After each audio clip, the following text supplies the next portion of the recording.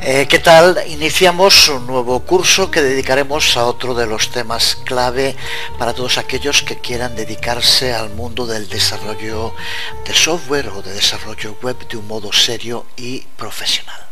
Si es así, aprender a usar un sistema de control de versiones se convierte en imprescindible.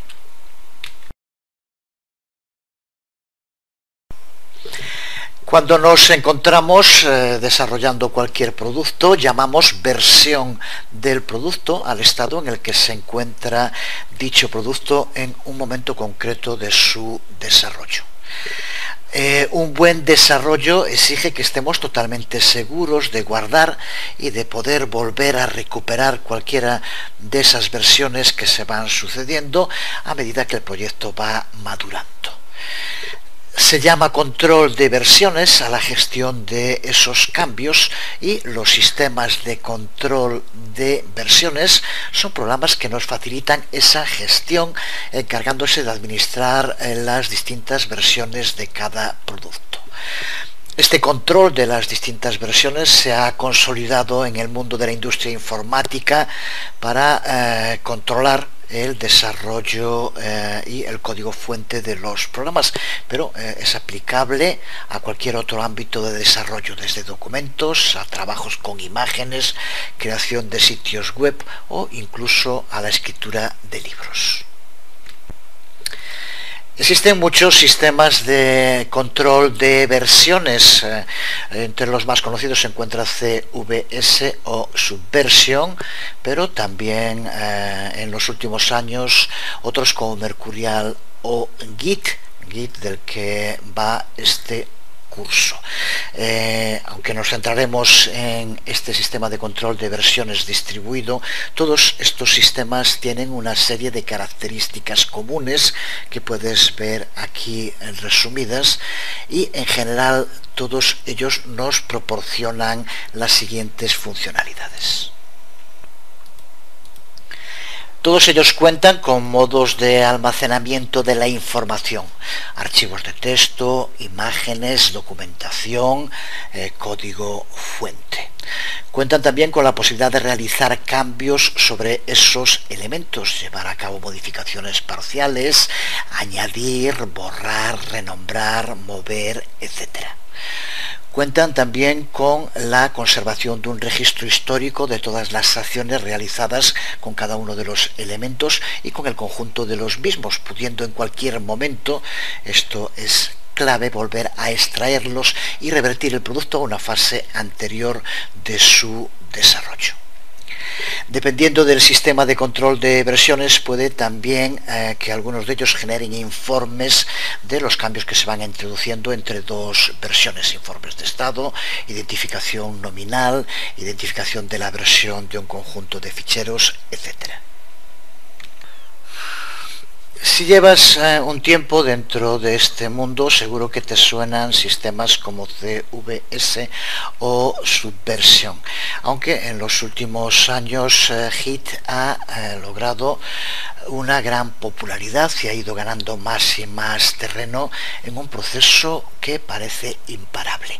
La razón principal del auge y popularización de Git tiene que ver con las diferencias que existen entre los sistemas de control de versiones en cuanto al modo en que almacenan el código y la información.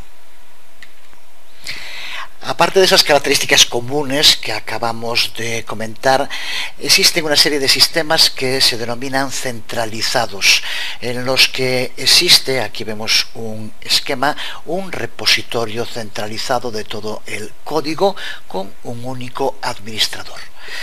Esto facilita mucho las tareas administrativas, pero también reduce mucho la flexibilidad, ya que todas las decisiones importantes, como por ejemplo crear una nueva rama en el desarrollo del producto, necesitan la aprobación del responsable. Ejemplos de este tipo de sistemas de control de versiones centralizados son los que decíamos en un principio, CVS y Subversion. Los otros son los denominados distribuidos. En En estos sistemas de control de versiones distribuidos, cada usuario tiene su propio repositorio. No es necesario tomar decisiones centralizadamente, sino que los distintos repositorios pueden intercambiar y mezclar revisiones entre ellos. Ves de nuevo aquí un esquema en el que vemos cómo todos los ordenadores cuentan con una base de datos que incluye todo el repositorio e historial del proyecto. Entre los sistemas de control de versiones distribuidos podemos destacar Mercurial y Git, que es al que vamos a dedicar el curso.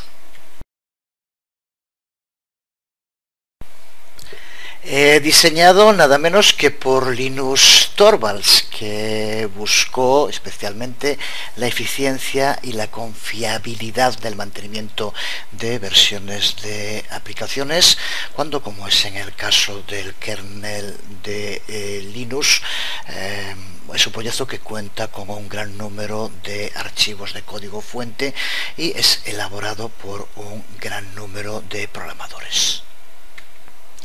Pues este curso va de eso, de conocer en profundidad el uso y posibilidades de Git, así como también de GitHub. Servicio de hosting basado en la web para proyectos de desarrollo de software que usa Git como el sistema de control de versiones. Es el que estamos viendo en pantalla y que desde luego veremos también en detalle a lo largo del curso. Servicio en la nube que, además de estar totalmente integrado con Git, como veremos, incluye funcionalidades de redes sociales como feeds, seguidores, un potente sistema de wikis e información estadística y gráfica sobre el proyecto.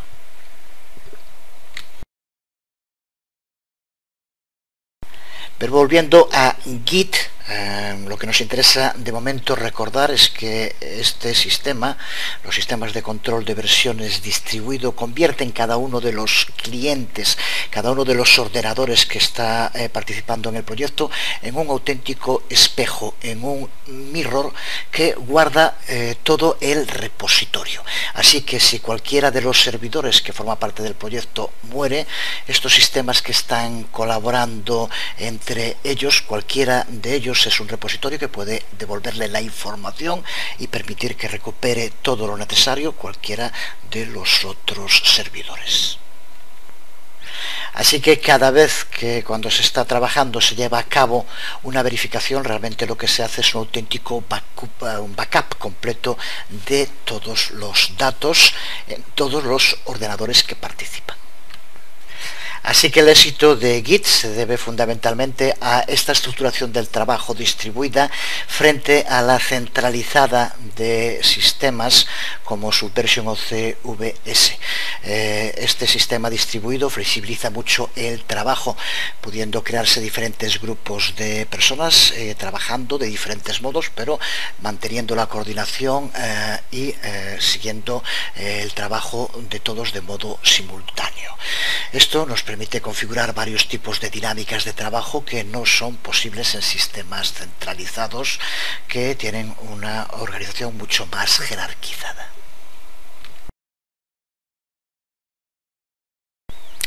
Antes de seguir, hacemos una corta historia de Git, aunque solo sea para situarnos. Solo decir que en el año 2002 el kernel de Linux empezó a usar un sistema que también era distribuido, pero propietario, que se llama, sigue existiendo, BigKeeper. En el año 2005 las relaciones entre la comunidad desarrolladora y esa compañía comercial se deterioraron y Linus Torvalds se decidió a desarrollar su propia herramienta basada en las lecciones y experiencias aprendidas en esos años. Con eso nacía Git y unos años más tarde nacerá GitHub, que ya decimos que es ese servicio de hosting para el alojamiento de proyectos de desarrollo de software basado en Git. Vamos a resumir ahora cuáles fueron los objetivos fundamentales de Linux cuando se decidió a crear Git.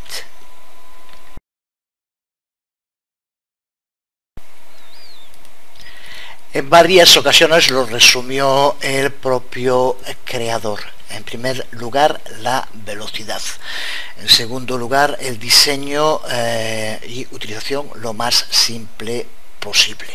En tercer lugar, contar con un fuerte soporte para el desarrollo no lineal, poder crear miles de ramas paralelas, pero que sigan funcionando de forma coordinada, que sea un sistema completamente distribuido y que sea capaz de manejar largos proyectos, como es el caso del kernel de Linux, de modo eficiente en cuanto a la velocidad y el tamaño de los datos.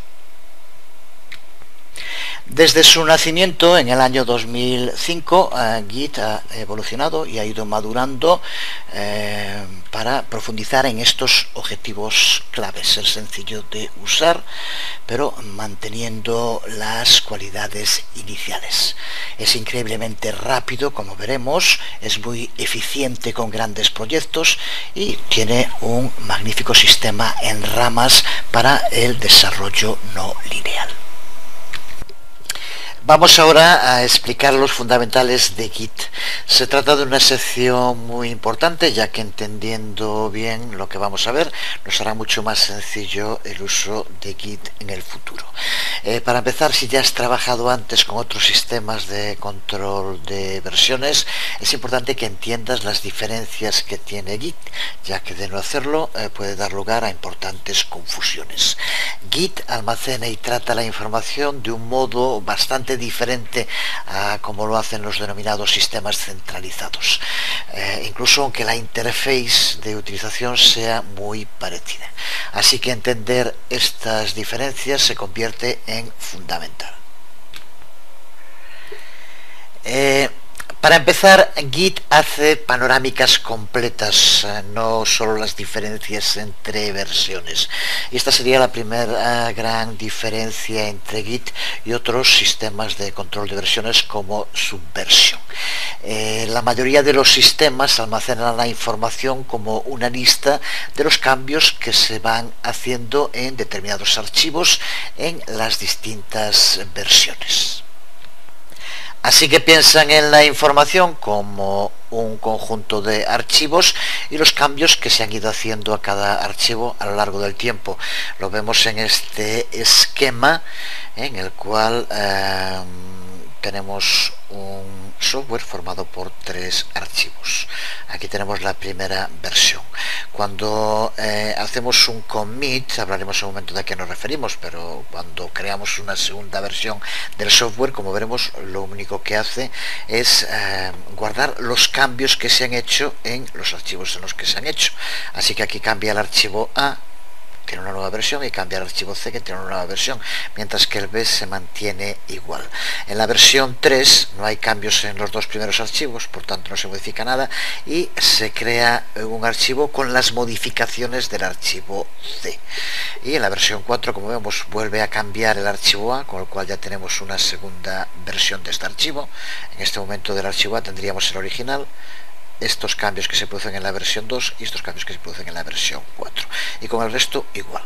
Por lo tanto, a diferencia de lo que hace Git, que veremos ahora, la mayoría de los otros sistemas de control de versiones van guardando en cada una de esas versiones solo los cambios que se van haciendo en cada archivo en concreto. Pero, como decíamos, en Git no almacena los datos de ese modo.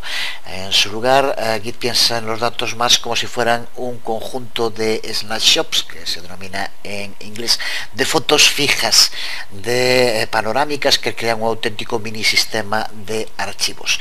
Porque cada vez que hacemos un commit, ya digo que hablaremos un poco más en detalle de lo que son los commits en un momento, pero en definitiva, cuando salvemos un estado del proyecto en Git básicamente lo que hace es una imagen fija de cómo se ve todo el proyecto, todos los archivos del proyecto en ese momento en concreto, y almacena una referencia a esa imagen. Fíjate aquí en este modo en el control de las distintas versiones con Git, como la versión 1 cuenta con todos los archivos A, B, C, la versión 2 exactamente lo mismo, la versión 3 exactamente lo mismo, y la 4 y la 5 ponen las modificaciones, pero guarda también el resto. Lo cierto es que si un archivo no ha cambiado nada, como ocurre aquí, en los tres primeros como él ve, lo único que va a guardar por razones de eficiencia es un enlace a el archivo en la versión anterior. Pero como vemos aquí, cada una de las versiones es un auténtico backup de todo el contenido y no solo de las modificaciones que se han hecho en archivos concretos. Pues esta podemos considerarla como una de las diferencias más importantes entre Git y la mayoría del resto de los sistemas de control de versiones. Git reconsidera totalmente el modo en el que tiene que almacenar los archivos que los otros sistemas fueron copiando de uno a otro a medida que iban evolucionando. Esto hace que Git sea algo más parecido a un auténtico sistema de archivos al que después se le han colocado herramientas para la gestión de los mismos. Veremos más en detalle los beneficios que tiene pensar en los datos de este modo como lo hace Git respecto a los anteriores, sobre todo cuando veamos el sistema de ramificaciones de branching que usa Git.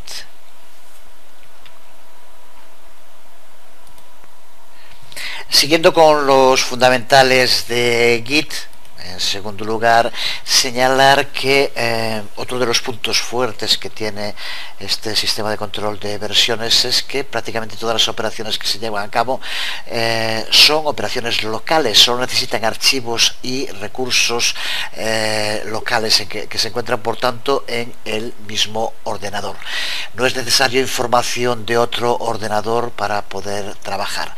Si has trabajado antes con algún otro sistema de control de versiones en el que la mayoría de las operaciones se basan en esa latencia de la red, dependen totalmente de poder acceder a la información que se encuentra en la red, este aspecto de Git hará que lo veas como un auténtico Fórmula 1 de los sistemas de control de versiones, porque al tener toda la historia del proyecto justo ahí, en el propio disco local, la mayoría de las operaciones se hacen de modo instantáneo y están siempre accesibles.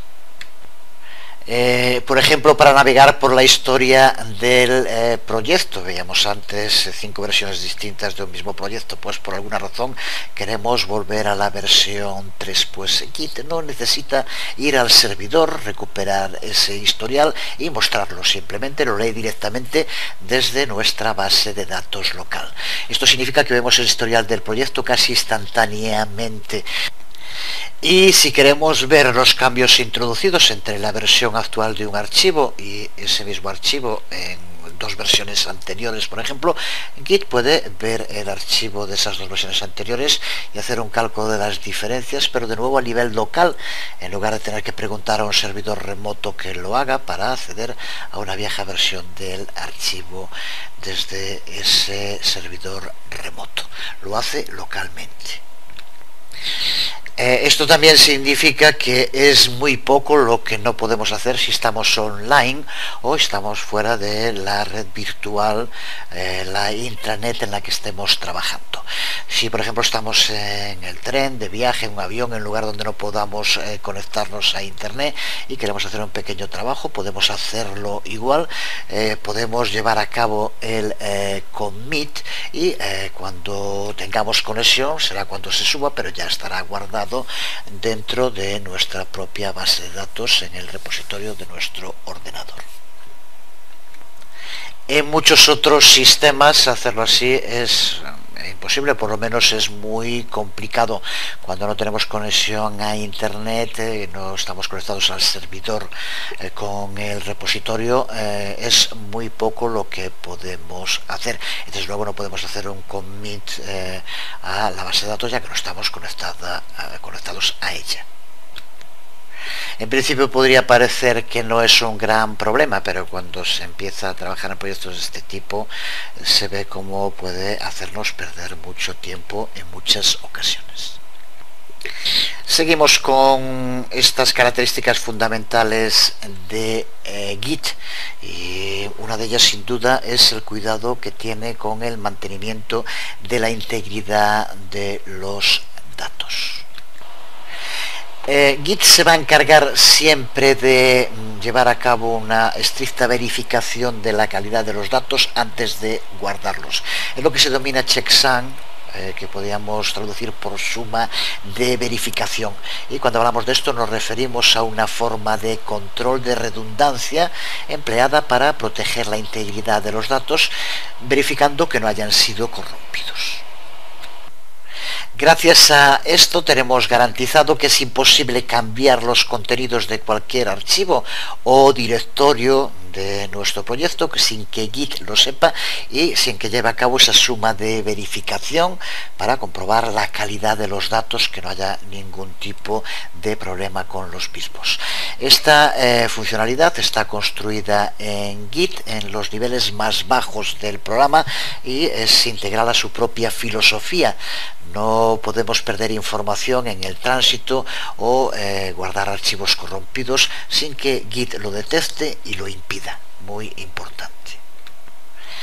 El mecanismo que Git usa para este checksumming, esta suma de verificación, es llamado un SHA-1 hash, y es un string compuesto de 40 caracteres o caracteres hexadecimales, que se ve algo así como esto que tenemos en pantalla. Veremos estos valores hash por todos lados en la información de Git, porque los usa mucho.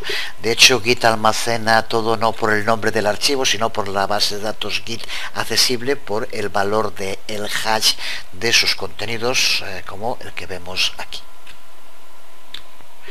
Siguiendo con los fundamentales de Git, otro de los más importantes es que las acciones que se hacen en Git prácticamente siempre son modificables.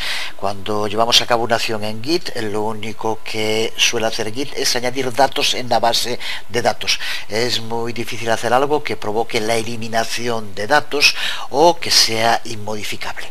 Como ocurre con otros sistemas de control de versiones, podemos perder o estropear información antes de que se haga un commit, pero después de que hayamos hecho ese commit y tenemos en el caso de Git esa foto fija, es muy difícil perder nada de lo que contiene, especialmente si es un proyecto en el que trabajan varios ordenadores y el sistema que ya dijimos que tiene Git, cada uno de ellos se convierte en un auténtico repositorio.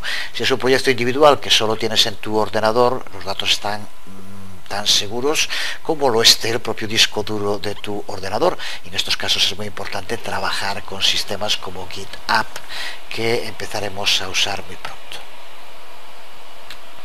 Pero esta seguridad de que siempre vamos a poder volver a estados anteriores del proyecto da en el trabajo, en el desarrollo de software, una gran tranquilidad, y convierte incluso el desarrollo en muchas ocasiones en un divertimento, porque sabes que puedes experimentar lo que quieras sin ningún peligro de estropear seriamente las cosas. Veremos en detalle también en el curso cómo almacena Git los datos y cómo podemos recuperar incluso datos que puede parecer que se hayan perdido.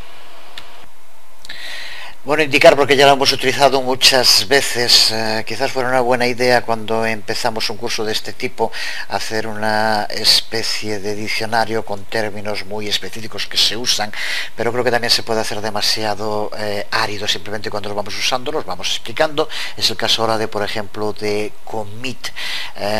Es un término que no se usa solo en los sistemas de control de versiones, también en el trabajo con bases de datos se utiliza, y en general es el acto de convertir algo que es temporal en permanente. Simplificándolo, sería algo así como guardar nuestro trabajo cuando estamos con cualquier programa en el ordenador, aunque recuerda que CVS es distinto porque no guarda igual que un programa. Recuerda que significa, en el caso de Git, que crear una panorámica más en el proceso de desarrollo, pero todas las panorámicas anteriores, los commit anteriores que hayamos hecho, se mantienen desde luego y son accesibles con toda la información y guardando claramente traza de los cambios que se van haciendo.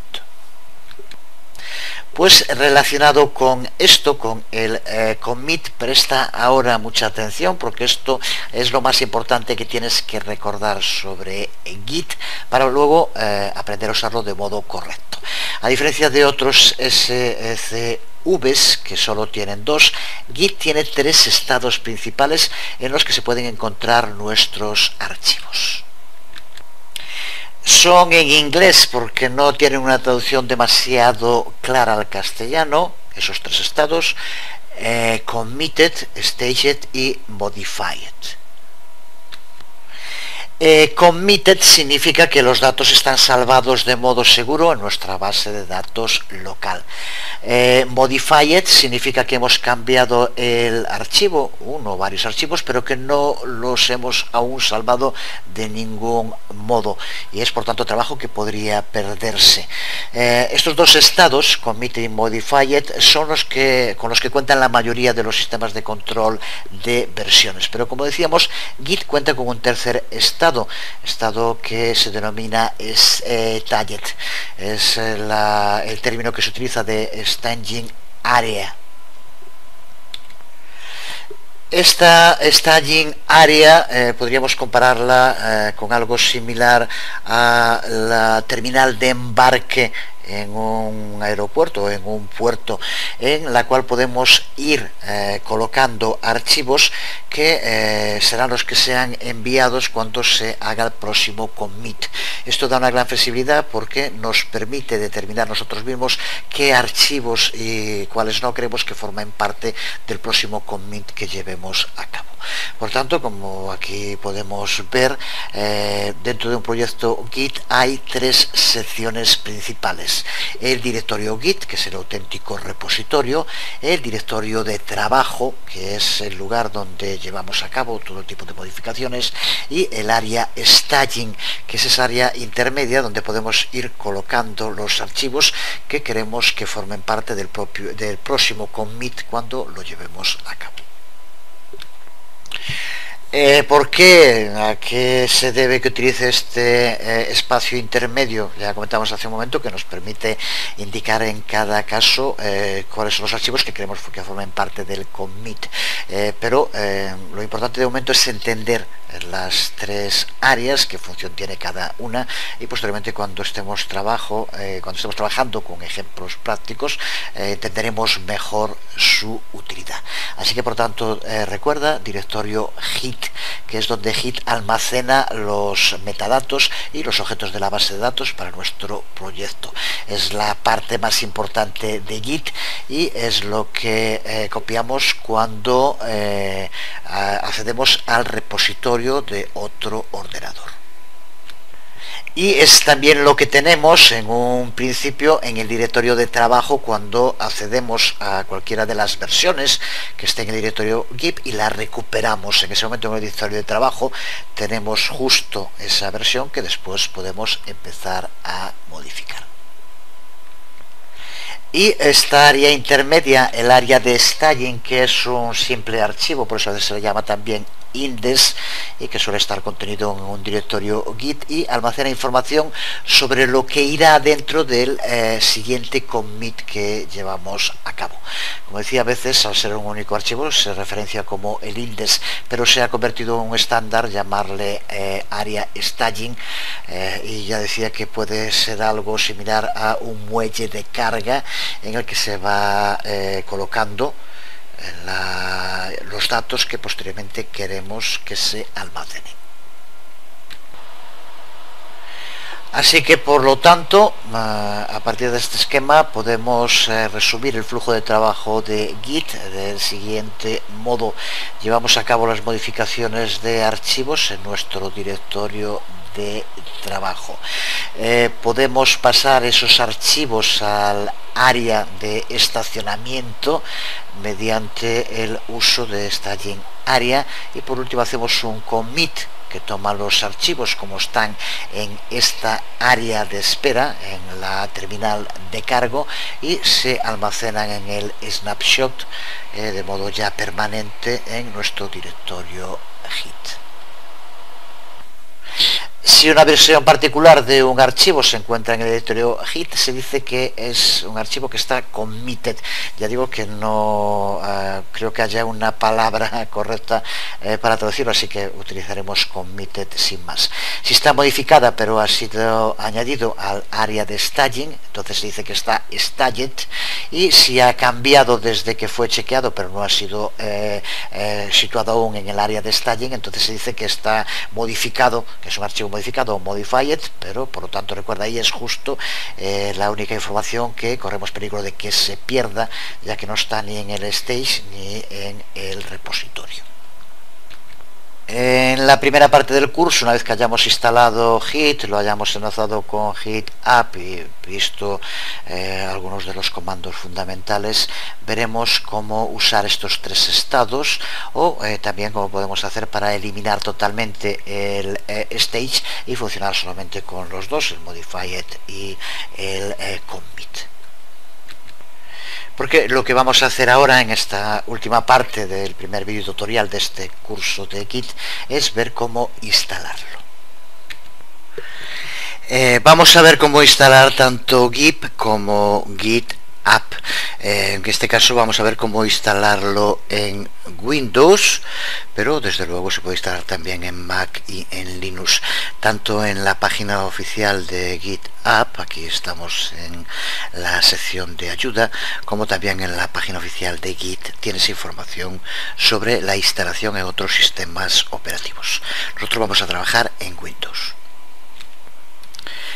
Aquí en pantalla puedes ver la página oficial de Git y desde aquí puedes descargar Git para los distintos sistemas operativos, como decíamos. Incluso desde Windows hay más de un modo de poder instalar Git, aunque nosotros vamos a utilizar el más común y el que ofrece más funcionalidades, que es el que aquí vemos, msysgit. Así que empezamos por descargarlo de las distintas versiones. En el momento en el que estoy haciendo el vídeo tutorial, la más reciente es la 1.7.4. Siempre descarga la versión más reciente, desde luego.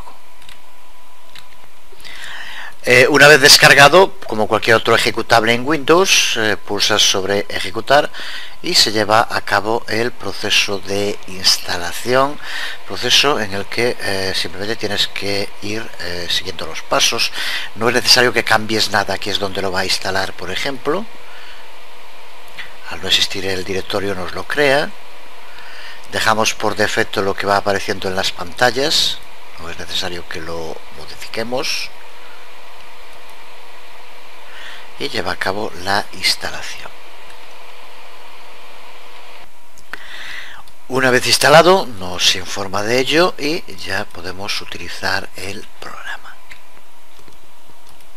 al que puedes acceder desde los iconos que ya crea el propio programa al instalarse, pero también desde la carpeta Git. Aquí, como vemos, tenemos tanto el icono para acceder al bash, por tanto para acceder a la línea de comandos, como a el GUI. En principio y durante la primera parte del curso vamos a trabajar con el bash. Una vez pulsado sobre Git bash, nos abre la ventana de la línea de comandos. De aquí vamos a poder trabajar con Git, lo iremos conociendo en detalle, pero de momento, como dijimos, vamos a ver cómo instalar tanto Git como Git App.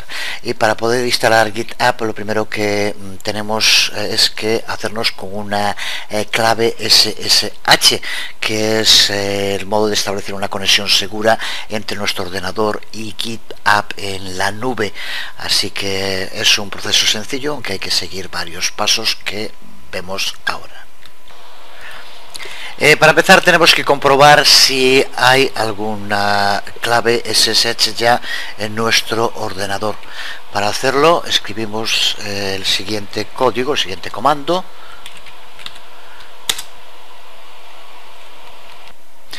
Comando que, como vemos, nos ha aceptado. Esto significa que sí que ya tenemos alguna otra clave. Si no hubiera ninguna clave, simplemente aparecería un mensaje diciendo que no se ha encontrado tal archivo o directorio, y entonces podríamos saltarnos el siguiente paso. Siguiente paso, que lo que va a hacer es hacer un backup por si acaso de estas claves SSH y eliminarlas para poder crear unas nuevas.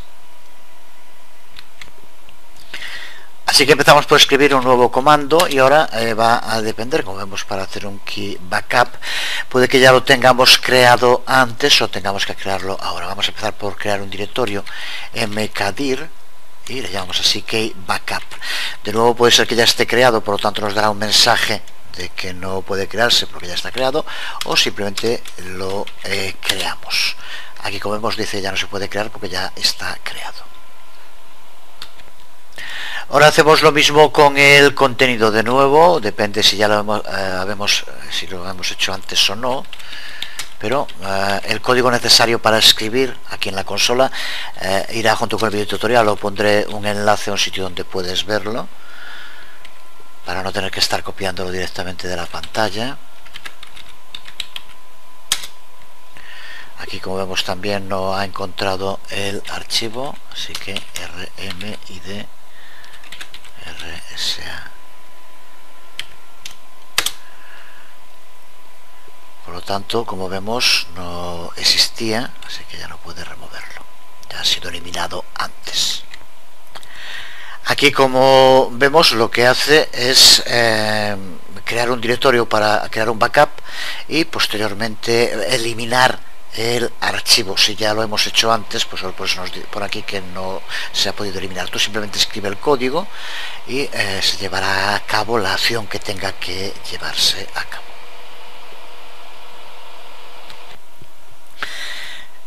Con esto ya estamos preparados para crear nuestra nueva clave SSH. Para hacerlo vamos a tener que escribir este código, SSH keygen TRSA C, y ahora al mismo tiempo estamos haciendo la configuración básica de Git. Tenemos que pasarle una dirección email correcta. Es importante porque es la que vamos a utilizar tanto en Git como en GitHub. Así que usamos una.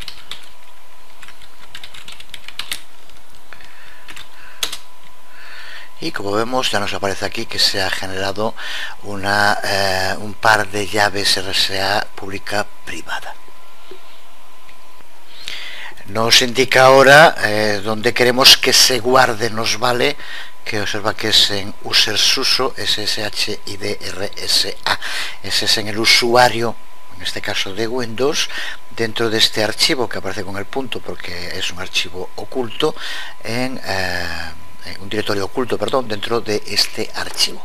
Veremos en un momento esa estructura de directorios. Nos vale en el que está, así que simplemente pulsamos Enter. Y ahora, como vemos aquí, tenemos que escribir una frase. Lo que tenemos que hacer es escribir un password, una contraseña, que también tenemos desde luego que recordar, y estamos configurando tanto Git como GitHub. Escríbela con cuidado, recuerda que aquí no va marcando los puntos, simplemente tienes que marcarlo y no aparece que no está haciendo nada, por eso hay que tener cuidado, pero realmente está marcando. Ya lo he marcado una contraseña y ahora me dice que la vuelva a escribir de nuevo. Ya la he escrito 2 veces. Así que, como vemos, aquí nos indica de nuevo que nuestra identificación ha sido salvada en el archivo que aquí aparece, y se ha salvado la llave pública, aquí aparece también, y nos aparece la clave en el código que aquí vemos. Con esto ya tenemos la configuración básica inicial, de la que hablaremos más en detalle, pero de momento lo que nos interesa es poner en marcha, tener instalado y funcionando tanto Git como GitHub. Así que con lo que hemos hecho ya nos sirve, y ahora recuerda que en estos archivos se ha guardado la información y en un momento podremos acceder a ella para tener los datos que tenemos que pasarle a GitHub para enlazar nuestro Git en nuestro ordenador con el GitHub en la nube. Así que vamos ahora a GitHub a crear una cuenta. Aquí estamos en GitHub y vamos a crear una nueva cuenta. Pulsamos aquí donde pone Plans, Pricing y Sign Up, y para uso individual existe una opción libre que permite crear el número de repositorios que queramos. Lo que pasa es que no puede usarlo toda la gente que queramos, eso es distinto, pero para cualquier desarrollador puede utilizarlo sin ningún tipo de costo. Voy a crear, ya decía, una nueva. Voy a poner por ejemplo aquí videotutoriales como nombre de usuario y una dirección email distinta porque la otra ya la tengo tomada.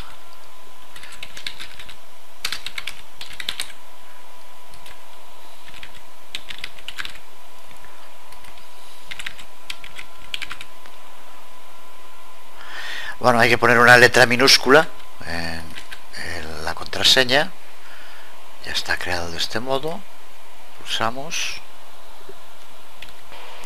y ya estamos en nuestro dashboard. Ya digo que de momento lo que vamos a hacer simplemente es la configuración inicial, así que para hacerlo pulsamos aquí donde pone Account Settings y aquí podemos ir configurando todo lo que queramos, pero lo que nos interesa ahora aquí donde pone SSH Public Case, y vamos a añadir otra clave pública. No nos interesa la que ahí pone, tenemos que añadir otra. Para saber lo que tenemos que poner, como decíamos, tenemos que acceder al archivo donde lo ha guardado. Por defecto es dentro de nuestro usuario en una carpeta con extensión .ssh. Si tienes configurado en tus archivos que no aparezcan los archivos ocultos, no lo verás, así que tienes que cambiarlo para que se vean. Pulsas y, como ya sabemos, aparece en un archivo que se llama id rca.pap. Pulsa y aquí tienes la información que tenemos que pasar. Cópiala toda de principio a fin y en GitHub dale el título que quieras, simplemente para poder hacer después él, y copia todo el contenido, que es el que aquí vemos, y pulsa en Add Key, con lo cual acabamos de añadir nuestra clave. Pues ahora lo que tenemos que hacer es comprobar en nuestro Git que lo hemos hecho todo bien y que la clave pública SSH que hemos introducido funciona. Así que volvemos a la consola y escribimos SSH y esta dirección de email, que es la dirección que nos pone en contacto con GitHub, por lo tanto es la que hay que escribir. Así tiene que estar bien, y si está todo correcto, ahora tiene que aparecer, ahora se está poniendo en contacto, esperamos. Hay que escribir la contraseña que hemos puesto antes, cuando, recuerda, pusimos la dirección educalez@gmail.com y creamos una contraseña, así que la escribo. Es la de Git, no la de GitHub, que no tienen por qué ser iguales. Una vez introducida la contraseña, observa como aquí indica que Videotutoriales se ha autentificado de modo correcto, pero de momento no tenemos Shell Access. Esto es normal, pero ya como vemos nos hemos configurado bien. Pero lo que nos interesa de momento es que ya tenemos configurado Git y ya tenemos en GitHub nuestra clave SSH.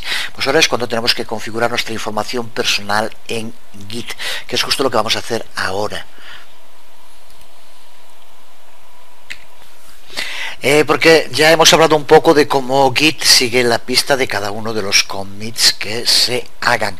Necesita un nombre de usuario y un email del responsable de cada commit, y además vamos a usar esa información para asociar nuestros commits con nuestra cuenta en GitHub. Para hacerlo vamos a tener que escribir el siguiente código. El nombre que tenemos que escribir ahora debe ser nuestro nombre real, el que, al menos el que usemos en el grupo de desarrollo en el que estamos trabajando. Yo voy a utilizar otro, porque desde luego toda la información que estoy poniendo aquí es una creación ficticia, porque no tendría sentido poner aquí las claves y que cualquiera pudiera acceder posteriormente. Así que simplemente es un ejemplo creado para el videotutorial, desde luego. Así que escribimos la siguiente configuración, que es muy importante. En el próximo vídeo tutorial haremos alguna referencia a esto, pero de momento prefiero hacerlo en plan más práctico. Y ahora aquí tenemos que escribir user, perdón, es como un punto, user name, y ahora entre comillas el nombre de usuario que queramos ponerle, primer y segundo nombre. Yo voy a ponerle, por ejemplo, vídeo tutoriales, recuérdalo, para posteriormente poder acceder a él. Y ahora vamos a escribir de nuevo git config global user email, lo otro que es imprescindible, un nombre de usuario y un email. En este caso voy a poner el mismo que puse antes.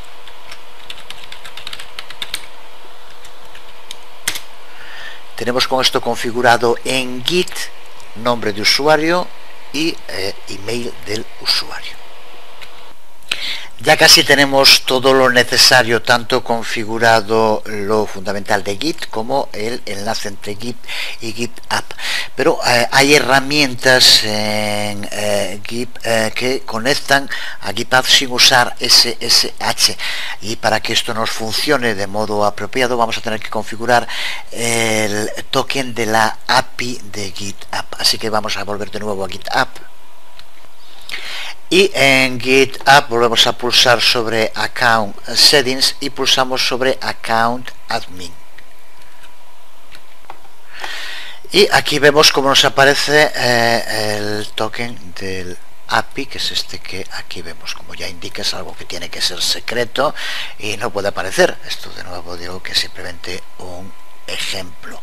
Así que ahora lo primero que tenemos que saber es el código que aquí aparece, que de nuevo es un hash de los que hablábamos antes. Tenemos que saber cuál es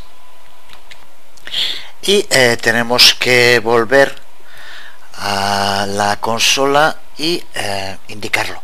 Así que de nuevo es la configuración de Git, así que git config y ahora global GitHub user, y ahora aquí sí tenemos que indicar el usuario con el que creamos la cuenta en GitHub, que en este caso fue video tutoriales, si recuerdas.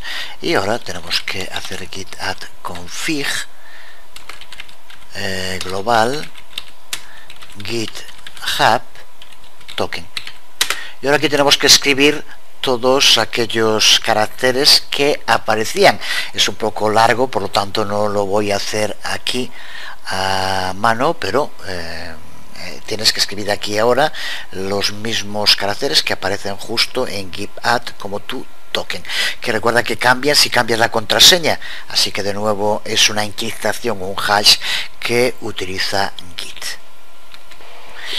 La consola cuenta con un sistema que nos permite copiar y pegar, así que copia el token para no tener que escribirlo a mano, y ahora pulsa con el botón derecho y aquí donde pone editar pulsa en pegar, y como vemos ya nos escribe el token, que ahora al pulsar enter ya nos lo ha copiado. Con esto ahora ya tenemos en Git la información de nuestro nombre de usuario en GitHub y nuestro token, que es la contraseña encriptada para poder acceder.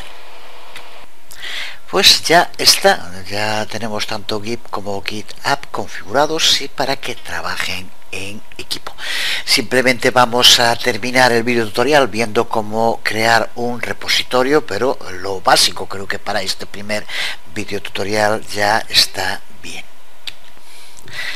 Porque cada vez que hagamos un commit con Git, este tiene que almacenarse en un repositorio, al que también se conoce como repo. Y para poner el proyecto en GitHub necesitaremos que GitHub haya creado antes un repositorio, así que vamos a hacerlo.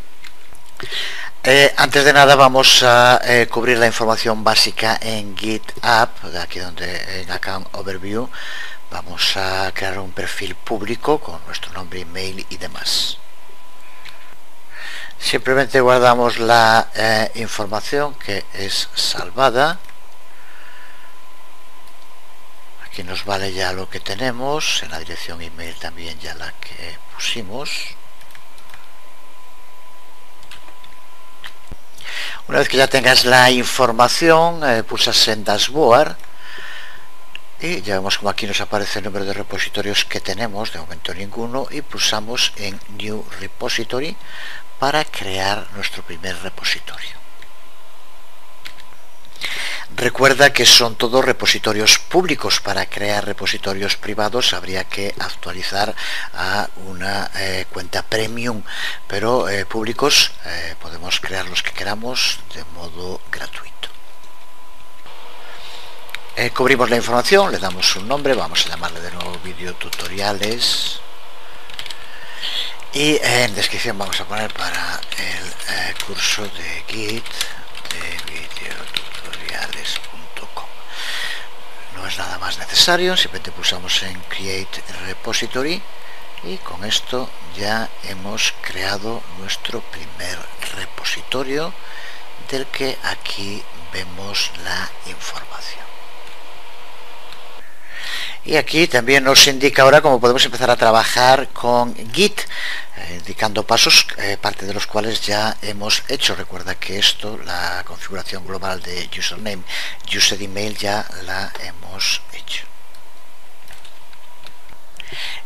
Pero vamos a ver ahora cómo tenemos a Git y a GitHub funcionando, trabajando como un equipo.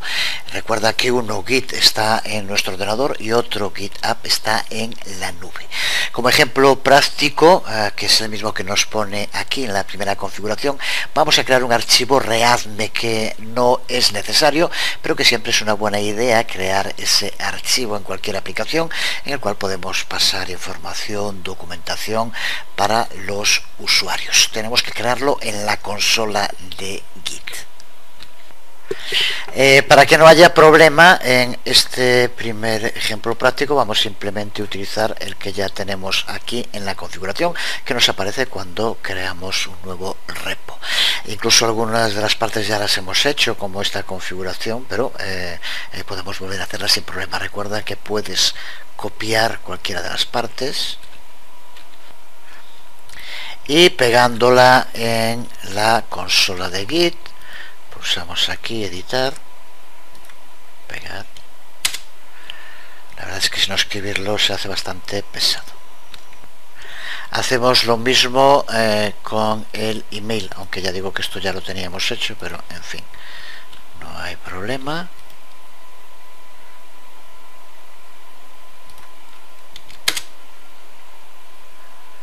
A continuación vamos a crear un directorio llamado videotutoriales y acceder a ese directorio. Creo que ya lo tengo creado, con lo cual lo indicará, pero bueno, eso es lo de menos.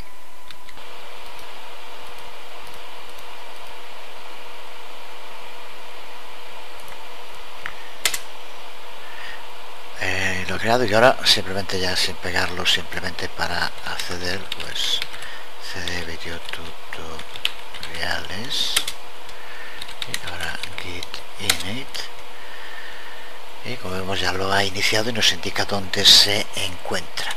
Ahora vamos a añadirle el readme con touch readme, git add readme, y ahora ya tenemos preparado con esto. Colocamos ese archivo readme. Ahora aquí lo tenemos en ese nivel intermedio que dijimos que era el lugar donde íbamos colocando los archivos, que ahora vamos a hacer el commit. Así que llevamos a cabo el commit, vamos a hacerlo y vamos a llamarle, por ejemplo, primer commit. Y aquí vemos cómo aparece la información. Se ha llevado a cabo ese primer commit. Ponemos ahora el código para que aparezca en remoto. Aquí lo vemos. De momento recuerda que simplemente es para ver el funcionamiento. Estamos aún al principio de entender cómo trabaja Git y GitHub. Así que de momento usamos el código y de nuevo lo pegamos como antes. Ahí lo tenemos. Y hacemos ahora el push, también copiándolo y pegándolo.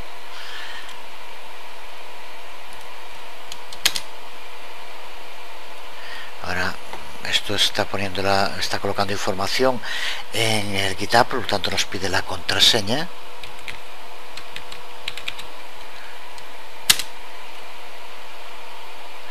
Y observa como aquí indica que se ha llevado a cabo el commit, la colocación de la información en GitHub. Recuerda que hemos estado trabajando todo desde la consola en nuestro ordenador, pero conectada con GitHub en la nube. Si accedemos ahora a GitHub, puedes ver aquí cómo dentro de nuestro repositorio se ha guardado ya el archivo al que hemos hecho el commit, y aquí aparece nuestro primer commit con la información. Si pulsamos sobre commits, aquí iremos teniendo todos los que vayamos creando y podremos acceder a cada uno de ellos con toda la información de lo que hemos llevado a cabo.